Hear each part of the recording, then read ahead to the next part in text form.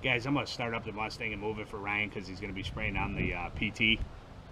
I'm going to do that classic Mustang. Today I'm going to do an exhaust sample. And then they set the camera up and they start it. And then when they put it on YouTube, they never cross out the part where they're walking away from the camera.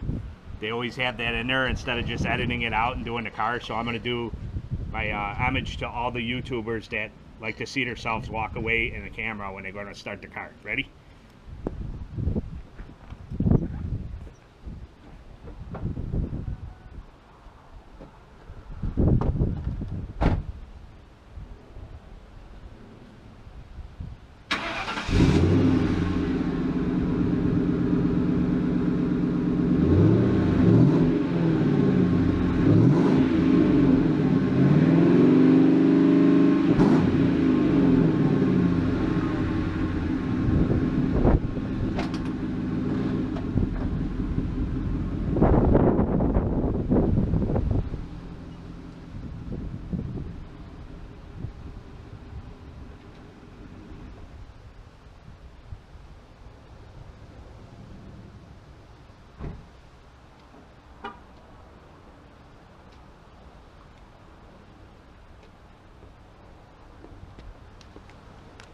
Gotta shut the camera off now after my exhaust sample. Oh, where's the button? Oh, there it is. Yeah.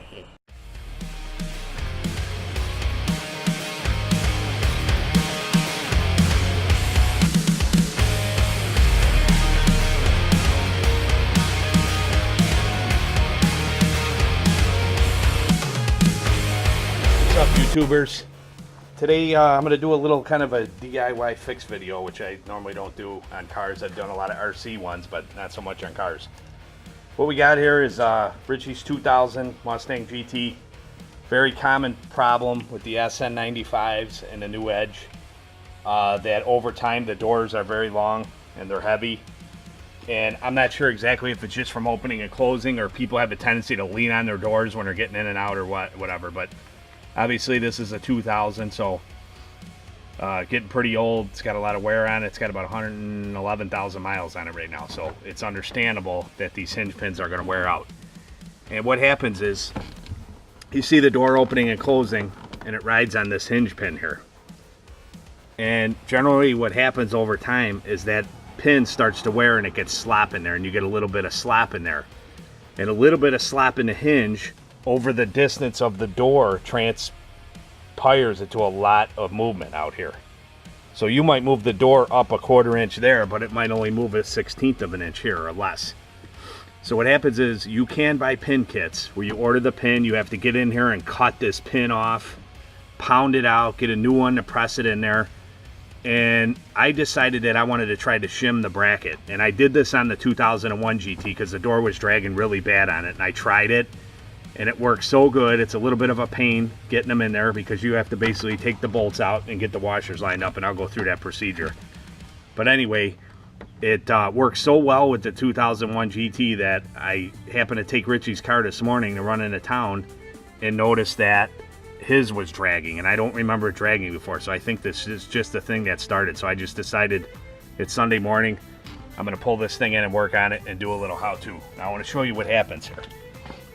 And you can see on his video, or his car, when you go and close it, you can see on the bottom, it's bumping on the hinge. And it's not closing like it should. It should just close. So basically, it's hitting a bump, and you could feel it, and it's really annoying. See how it's springing back? And it'll close because it'll ride up the hinge, and you got to slam it, but it's annoying. So anyway, I'll show you how the 2001 GT is. All right, so we got the 2001 GT door here, and I'm going to open this up. And you can see how nice that is now. See? It latches really, really nice. And this was shimmed. This door was terrible. It used to boom and then hit and raise up. So that's what we're going to do. And then I'll show you the bullet. The bullet has not been touched, and I'll show you how that one is. So the bullet is obviously a 2001, like the black one, like Richie's is a 2000. So they're all similar gears. So what I would have to attribute that the bullet is like brand new still, and it hasn't been shimmed. It closes perfect, opens perfect. The Bullet's got 118,000 miles on it. These cars have less, but this one could have been ridden on the highway and not open much, or maybe the guy didn't lean on the door when it was all the way open and wear it out. So anyway, I'm gonna start tearing into this. I'm gonna show you the tools you need. Here, Grace, you wanna hold it? Yeah. Show you the tools you need to perform this job. So what we need is a floor jack, and we're gonna place it under the door with a rubber isolator here so we don't mess the door pane up. We're gonna lift up the door a little bit to take the slack out. Next thing you're gonna need is a magnet, possibly. You need a straight blade screwdriver to help push the washers in. A stack of small flat washers that'll fit the bolt. You can get any hardware store if you don't have them. I just happen to have them, so I thought this is a perfect thing to do. You need a 13mm open end wrench and a 13mm socket with a 1/2 inch drive or a 3/8 drive or a 1/4 inch drive, whatever you could fit in there. Half will be too big, so you either have to use a 3/8 or a 1/4 inch. And then I got a tub of wheel bearing grease here. What you're gonna do with the wheel bearing grease is, in order to keep the washers all together and slide them in that little area, you pack them up with grease, and it helps hold them in place, and I'll show you that once we get going. First what we're gonna do is put this floor jack under the door. Now I'm gonna wiggle the door and kind of figure out how much play I got, and I'm lifting that right now, and it's probably a good 1/4 inch of play on the outside. So I'm gonna try 3 washers is what I did on the 2001. So what we're gonna do is we're gonna put the jack under the door here, and this is gonna help us to get everything together. It's a little bit of a pain. It's not super easy. It takes a little bit of finesse, but you just gotta have a little bit of patience. So I'm basically putting a little bit of pressure on the door, and that's it. Now I'm gonna take my wrenches and I'm gonna start loosening these nuts on the bottom to take these nuts out. I have to take them all the way out in order to get these 3/8 fits in there real nice. And you start loosening these up. There's one on the top and one on the bottom. That's a little bit tighter on the bottom.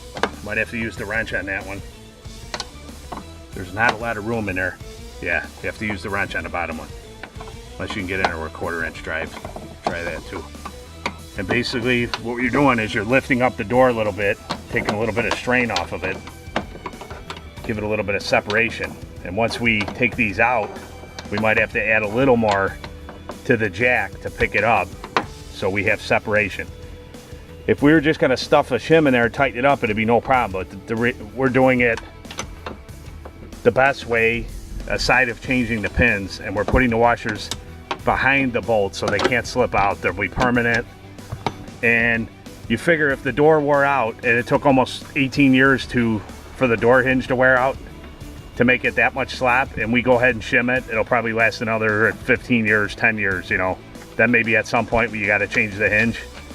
But I think this will last a long, long time.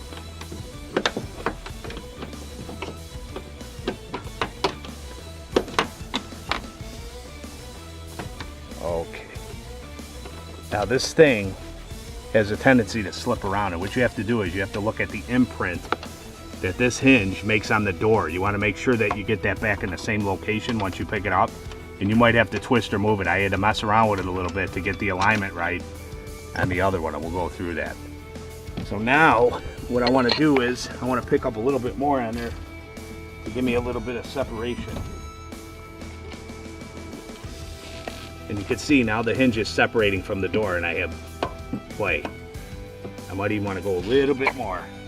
Now keep in mind, you're putting pressure on the upper hinge, so you don't want to get crazy with it. But now I have plenty of room that I should be able to fit my washers in there. All right, YouTubers, what we're going to do is we're going to take our 3 shims to start with, and I'm hoping this is good. I'm just guessing. I'm hoping that's good. That's what I used on the 01. And it might be too much or it might not be enough, so you have to experiment with it. But I'm going to take the 3 shims. I'm going to take some of this wheel bearing grease, and I'm basically going to rub it on both sides of these washers. And what that's going to do is help hold this together in one complete shim pack, so to speak. What that does is that kind of holds that together. And it is messy, so make sure you got some paper towels and make sure you don't touch everything. So I kind of wipe off the excess, and then what I'm going to do is you have to take your bolt, and what I'm going to do is, see that bolt's kind of dry there too. I'm going to spray a little bit of WD-40 on there, just the end of it, just to give it a little bit of lube so it's not so dry. Just going to spray a little bit on there just to help it to get in the hole. There we go. Okay. So now This is where your flat blade screwdriver comes into play. What we're going to try to do is, I'm going to try to do the top one first. So you get your bolt there. This is where it becomes a little tricky. So what you're going to have to do is take your shim packs, which you can see they're sticking together right there. You're going to take those. You're going to try to balance the shim pack with the screwdriver and get over to where the hole is, which is tough. It's a little bit of a balancing game, and you gotta kind of mess around with it. And if you're lucky, you can make it. Now I got the corner of the shim kind of pinned with the bolt.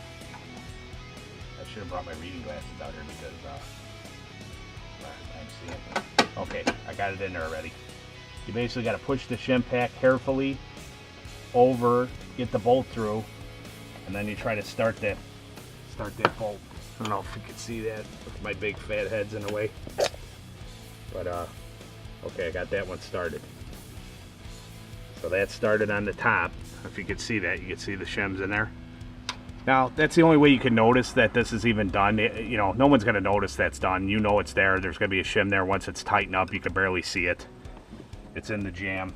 And this is a, like I say, a quick, easy fix that works well so you don't damage your hinge catch anymore. You know, if you keep slamming that door and it's boom, boom every time, you know, it's not good. And I'm sure a lot of people just keep using the car like that. All right, so we're going to go to the second one. All right. I got the bottom one started, and now what we're going to have to do is we're going to have to look at the imprint on the door and make sure that the door is even this way. Otherwise, it's not going to close right. The body up front here, if it's not in the right position, will slam into the fender, and you'll bend damage the corner. So you got to be careful when you're closing it. So basically, what we're going to do is I'm going to let down on the jack, wiggle it around till I find my imprint on the paint there where that thing was, and then I'm going to start snugging it up. And then I'll test the closure on it and see how it goes. If it's perfect, it's perfect. If it's too much, I might have to take one of the shims out, and then you got to kind of start the process over. If my guesstimation is right and the 3 is going to work, we'll be done in a few minutes, and we've been at it for about 10 minutes only, maybe 15. So what we're going to do here is I'm going to let the jack down a little bit and take the pressure off it. Okay, now I got pressure on the hinge, but I still should be able to move it around. Alright, so what I'm going to do before I line up the hinge is go and get my reading glasses, because this is the part about getting older that stinks. I'm going to be 45 next week, or this week actually, Thursday I believe. And when you get older, your eyes don't work, so you got to use the reading glasses, and then you got to go like this and look at people, and then you got to look through the reading glasses. It's a real pain in the butt, because I used to be able to spot a gnat from about a mile away. And now when I'm at work and I'm welding and stuff, I got to use glasses sometimes depending on the welding, and it's just a pain in the neck. All part of getting older. Anyway, let's get back to this alignment. If I can see, and I can, and see how we can wiggle the door. Is my head in the way, Grace? My big fat head? Yeah. I don't know if you guys can see this, but anyway, see how the door, you have all this movement? So I'm basically going to try to line the witness marks up that were there and start snugging it up. Once we get close, I'll wiggle it, try to line it up where it needs to be, and then we'll do a test run. I just want to snug them just a tiny bit. If I snug them too much, I won't be able to move it. And I still have the jack under it. I want to point that out. I do have the jack under it supporting some of the load. If you take the jack all the way out, then you're really going to be fighting this thing. So right now it's kind of at that balance point.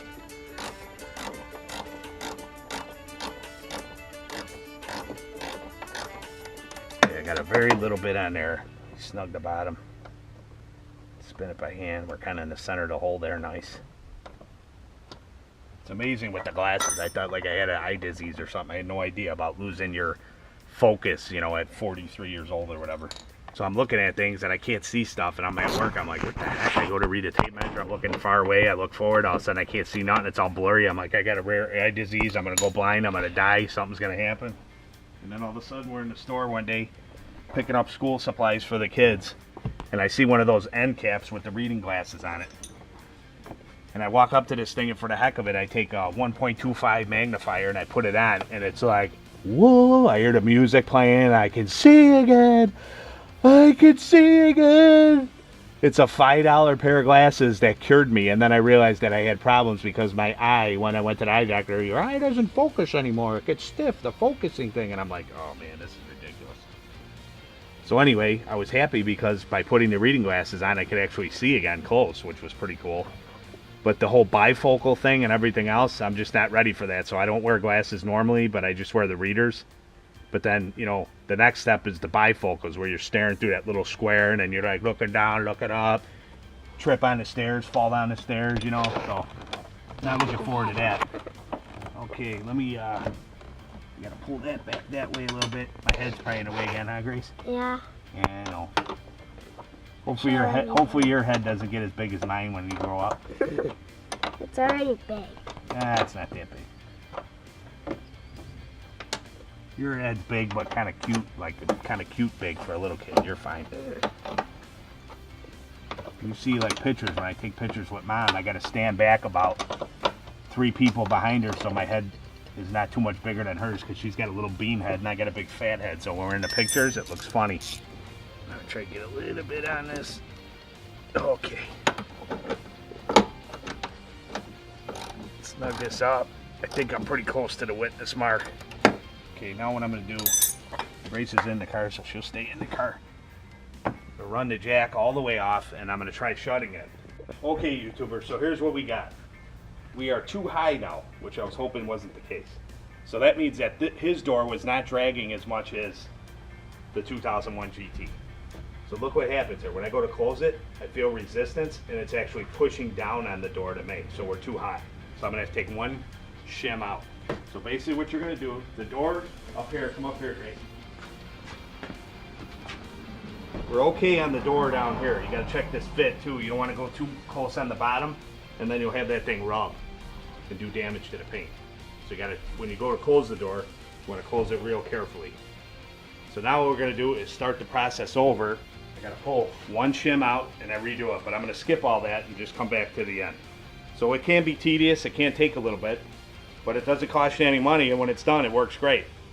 All right, YouTubers, we got the door fit there. Body line looks good. All I did was take out one more shim on each stack, and now you see when it releases, it's nice. See?